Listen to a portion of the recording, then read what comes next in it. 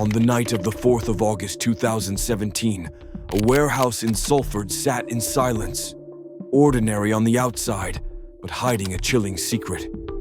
9 months later, before dawn broke over Hackney, that secret was ready to erupt onto the streets.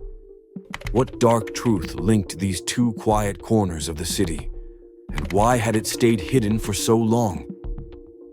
1. The rise of Mario. In 1997, Frankfurt police arrested a man they knew all too well, secret.Nine. Short, mustached, and already deep inside Europe's heroin trade, he was caught moving shipments from Turkey to Germany, the kind of high-risk job reserved for trusted players. The courts gave him 10 years. Germany then banned him for life. But Yarasir didn't disappear. He didn't slow down. He got smarter. After serving his time, he left prison and re-entered the game. Not in Istanbul, not in Berlin, but somewhere no one expected. He landed in the UK and picked Glossop, a small, quiet town in Derbyshire. There, he opened Yummy's, a takeaway serving kebabs and pizzas. On the surface, it looked like he'd turned the page. But Yarasir hadn't started fresh. He was picking up exactly where he left off. 2. A pizza shop or a narco base. Yarasir reported just £12,000 a year, barely enough to pay rent, let alone run a business. Locals knew him as the quiet Turkish guy with a heavy mustache. Polite, never caused trouble. But inside that shop, something else was happening. The fryer and pizza counter were just props. Behind them, cash was cleaned, couriers were briefed, and deals were made. It was a front, simple, believable, and invisible to anyone not paying attention. He became known in the underworld as Mario. A joke at first, based on how he looked, but over time, it stuck for another reason. He was efficient, low-key, and never sloppy. The mustached takeaway owner who somehow kept shipments moving, contacts happy, and police off his back. For years, Yummy stayed quiet. But underneath that silence, a network was being rebuilt, one that would grow into one of Britain's biggest heroin smuggling plots. And nobody in that small town had a clue. 3. The Empire. A drug empire doesn't run on its own, and Yarasir, or Mario, knew exactly who he needed around him. At the front of the shop was Armit Taskin. To outsiders, just another takeaway worker. In truth, he was the one hauling heroin off trucks and into warehouses. The guy blending delivery with distribution, all under the nose of the locals. Then came Brian Kennedy. He was the one who gave it all a legal gloss. He set up a company called Freight Forward Limited, but there were no real clients, no real freight. It was all for one purpose: to move heroin, hidden inside shipments, and make it look legitimate. For the financial side, Yarasir turned to Paul Livy and Catherine Farron. They weren't just flying to Turkey for a holiday. Their suitcases were loaded with cash, hundreds of thousands, smuggled out of the country to keep the network alive. Flight after flight, they moved money out and kept the heroin coming in. In North Wales, Stephen Hindley ran what dealers call a bash house. It was a lockup, rented and quiet, but inside were hydraulic presses and molds. His job was to dilute and repackage the heroin, stretching profits and prepping it for the streets. And then there was David Mulligan. He wasn't flashy, but was crucial. He secured equipment, cash deals, even a forklift truck. Why a forklift? To move furniture, the kind stuffed with heroin. Every piece of the operation depended on people like him. Together, they didn't just work for Yarasir, they kept his empire standing. 4. Furniture filled with heroin. The heroin didn't come in hidden under carpets or packed in tires. It came inside custom-made wooden tables, each one built to deceive. Inside every table was a hidden compartment, tucked between the surface and the base.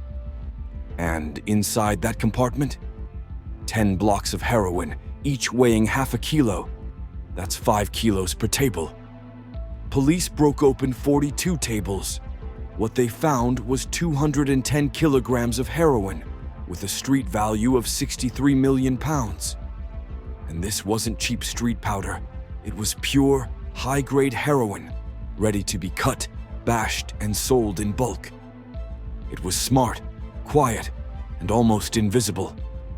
One officer called it one of the most sophisticated concealments he'd ever seen. The shop was in the front, the furniture was the cover, and the empire, it was already in full swing. 5. Operation Cartoon. By late 2016, Greater Manchester Police started noticing things that didn't quite add up. Cash deals in car parks, forklift trucks bought by men claiming to be in the furniture business. Too many loose threads, all pointing to the same quiet man in Glossop. Yara Sear's crew wasn't reckless. They didn't flash money or wave red flags. Their movements were slow, subtle, and designed to blend in. But detectives were starting to connect the dots, routes from Glossop to Sulford, and then out to North Wales. Always the same names, always the same pattern. That's when the operation got a name. Operation Cartoon. It sounds funny, but it wasn't. The nickname came from Yara Sear's appearance. That heavy mustache reminded one officer of a certain video game character. From then on, they called him Mario. But behind the joke was a serious investigation, one that was about to blow the lid off his entire empire. 6. The Massive Raid. August 2017.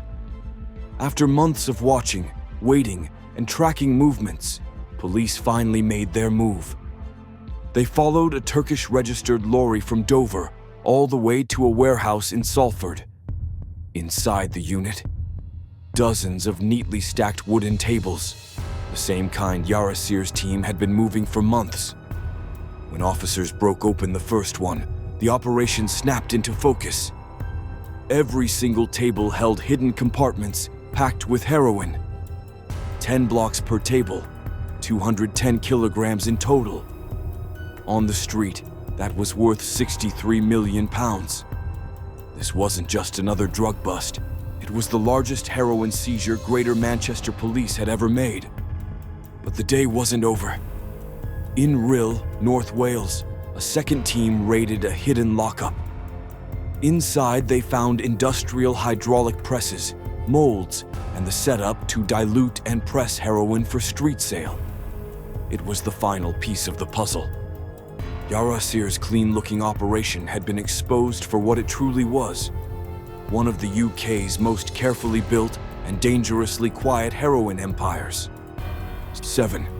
The smoking gun wasn't drugs, it was cash. The heroin shipments were impressive, but what really cracked the case wide open was the money trail. Paul Livy and Catherine Farron made repeated flights to Turkey. Their luggage told a clear story, full of cash going in, nearly empty coming back. They moved an astonishing 372,500 pounds in cash. No invoices, no legitimate business, just stacks of money. Then there was Freight Forward Limited, a company that existed only on paper. It had no real customers, only fake accounts shuffling funds back and forth. A classic front to hide where the money was going. Even more telling, Yara Sear bought a factory in Turkey valued at £1 million, while reporting just £12,000 a year, income from his UK pizza shop. The math didn't add up, and investigators knew it. Every single pound moved, every flight booked, every fingerprint on a ledger. It all pieced together into one clear picture. A vast, multi-million-pound criminal empire disguised as a humble pizza and kebab takeaway. 8. The trial. April 2018. After 7 intense weeks, the truth was laid bare in Manchester Crown Court. Yarasir's defense was weak.